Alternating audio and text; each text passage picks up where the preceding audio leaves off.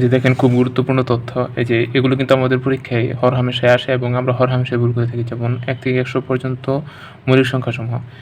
1 থেকে 10 পর্যন্ত মৌলিক সংখ্যা আছে 2, 3, 5, 7, মোট 4টি। এই সংখ্যাগুলো আপনারা মনে রাখবেন। 1 থেকে 20 পর্যন্ত আছে 11, 13, 17, 19, মোট 4টি।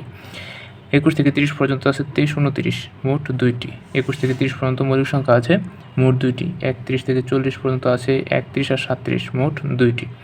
41 থেকে 50 পর্যন্ত আছে 3টি, 41, 43, 47 আছে মোট 3টি মৌলিক সংখ্যা। 51 থেকে 60 পর্যন্ত মৌলিক সংখ্যা আছে 53, 59, মোট 2টি। 61 থেকে 70-এর মধ্যে মৌলিক সংখ্যা আছে 2টি, 61 এবং 67, 61 এবং 67।